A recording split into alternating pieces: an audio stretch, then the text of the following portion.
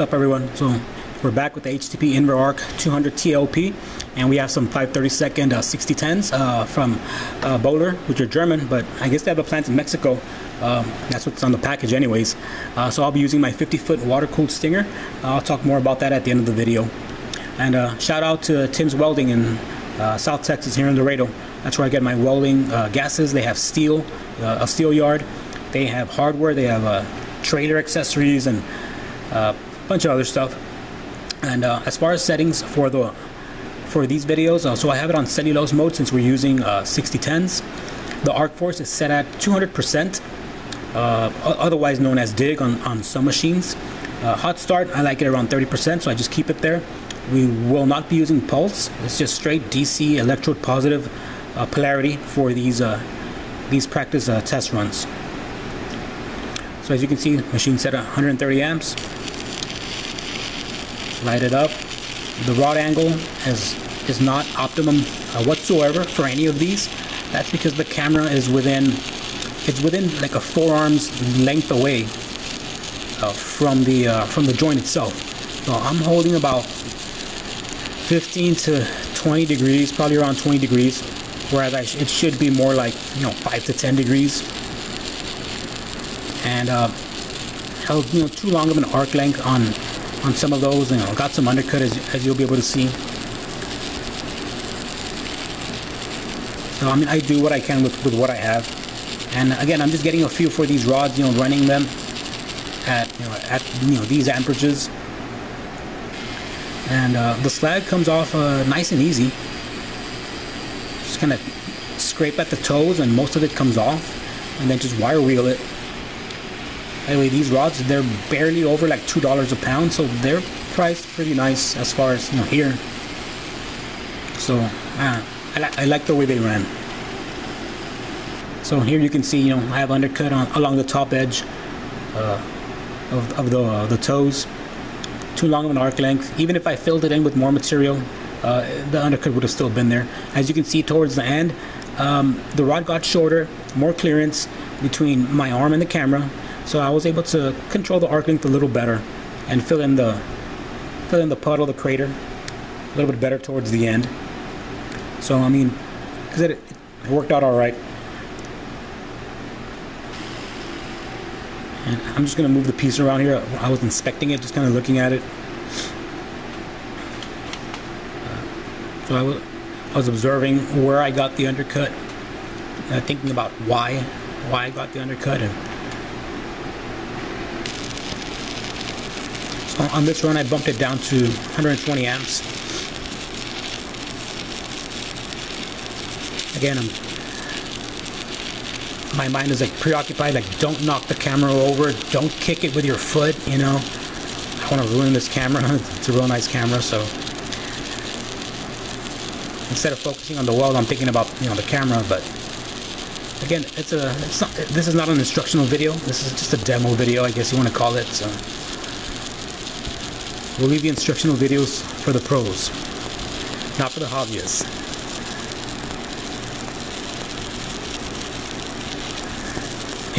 Overall, the machine worked flawlessly.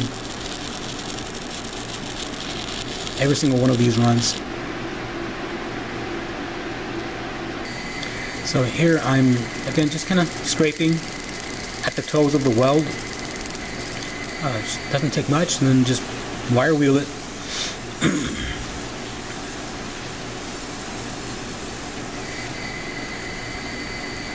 There we go. So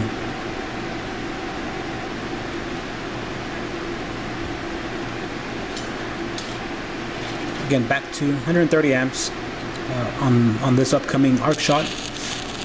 And I think I ended up bumping it down just a little bit. I think I bumped it down about 10 amps with a spider that's mounted on the Stinger. So that's why it's showing in the 120s.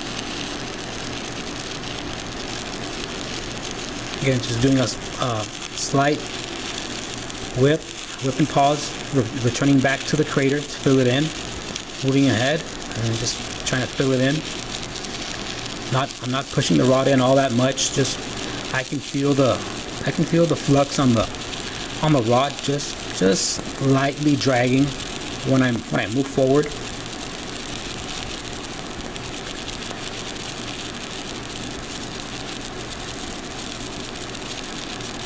So again, the machine works flawlessly.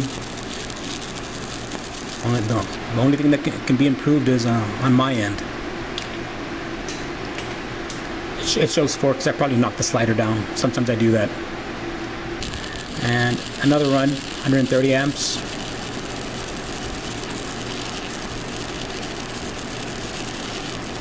I think these arc shots came out. They came out pretty nice. You can see the. Well, I mean, you should be able to see the puddle. You know, the flux. I mean the flux, the slag. Again, light whip and pause, filling in the crater as best as I can with the angle that I'm able to make.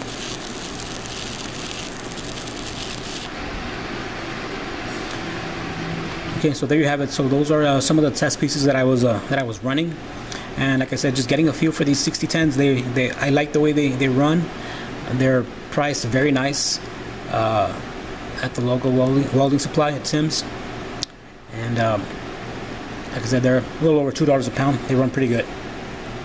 So moving along, as far as my water-cooled stinger, so it started out as a copper flat bar. So I just sliced a piece off that I needed, and I chucked it up in my Smithy 1220 LTD lathe mill drill. So I milled it and I drilled some holes. And you can see the cross passage right there. That's a 1/8 copper rod. So I used some little pieces of that copper rod to plug the ends. As you can see, I just silver soldered them, and I just kind of ground off the edges to insert it into the stinger. There you can see I silver soldered the TIG torch fittings. Another angle right there. There's a little dimple to accommodate that set screw so it doesn't like slide out.